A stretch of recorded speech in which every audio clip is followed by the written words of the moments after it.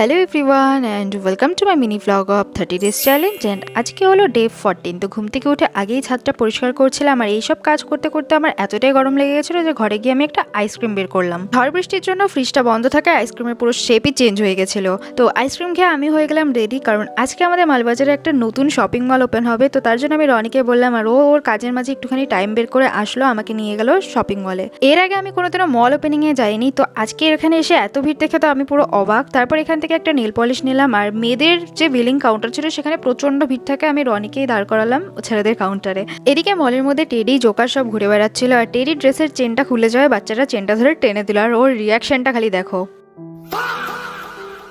তারপর জোকারটা এসে বাচ্চাটাকে তাড়ালো, আর রনি লাইনে ছিল, আর ওর ওই একটা নেল পলিশ নিয়ে বলে বিল করাবে না। তো আমি আবার একটা গিয়ে শাওয়ার জেল নিয়ে আসলাম, তারপর বিল করিয়ে বেরোচ্ছিলাম, আর জোকারটা এখানে আমাকে ডাকছিল। তো এখানে একটা ছিল লাকি ড্র কুপন, তো সেটাই আমি দিয়ে দিলাম এখানে।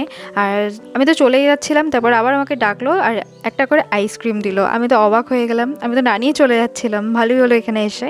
আর এখান থেকে বের হতে না হতেই পাশে অ্যাপোলো ফার্মাসি ছিল, আর এখানে ছিল কালকে 50%-এর একটা সেল, আর এখানে প্রচুর জিনিসপত্র ছিল। তো সেখান থেকে রনি আবার একটা ওর জন্য সিরাম কিনলো। তারপরে আমি চলে আসলাম বাড়িতে, আর এসেই তো আমি নেল পালিশগুলো ট্রাই করে দেখছিলাম কেমন, তো বেশ ভালোই ছিল। আর তারপর চলে গেছিলাম ছাদে। এই ওয়ালের প্লাস্টারটা জাস্ট 2-3 দিনই হয়েছে, তো জল তো দিতেই হতো, সেই জলটা দেওয়ার জন্যই আমি চলে আসলাম। আর আমাদের যে ছাদে টিনের কাজ হয়েছে তখন কয়েকটা অ্যালুমিনিয়ামের শিট ছিল, তো বাবা সেটাকে একদম ছোট করে ভাঁজ করছে। আমি তো দেখেই অবাক যে অত বড় শিটটা এত ছোট করে দিল। তো তারপর আবার আমি রেডি হয়ে বেরিয়ে পড়ছিলাম, কারণ মলের ওপেনিংয়ে আজকে আমাদের এখানে আসবে কৌশানী মুখার্জি।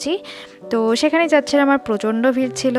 আর তারপর এখানে একটুখানি কিছুক্ষণ থেকে আমি আবার চলে গেছিলাম বাড়িতে।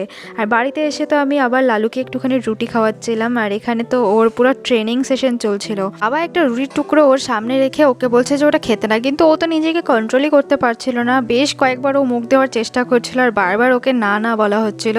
তারপর আমার দিকে ওইভাবে করুণ দৃষ্টিতে তাকাচ্ছিল যাতে আমি ওকে খেতে বলি, কিন্তু আমিও একটুখানি দেখছিলাম। তারপর যখন বাবা ওকে বললো খেতে, তখন টেলা বুঝতেই পারছিল না যে ওকে খেতে বলা হচ্ছে। আবার রুটিটাকে একটুখানি আগিয়ে দেখালো, দেন ও খেলো। আর তারপরে আমি আর মা দুজন মিলে আবার বেরিয়ে পড়ছিলাম একটুখানি চপ নিতে, কিন্তু চপের দোকান বন্ধ থাকায় পাশের দোকান থেকে চিপস নিয়ে সোজা চলে গেলাম একটা মিষ্টির দোকান। আর এখানে এসে নিয়ে নিলাম সিঙ্গারা, আর পাশেই দেখলাম জিলাপি ভাজছে, তো গরম গরম জিলাপি নিয়ে চলে আসলাম বাড়িতে। তো ব্যাস এইভাবে কাটলো আজকের দিনটা। ভিডিওটা ভালো লাগলে অবশ্যই লাইক করে দিও।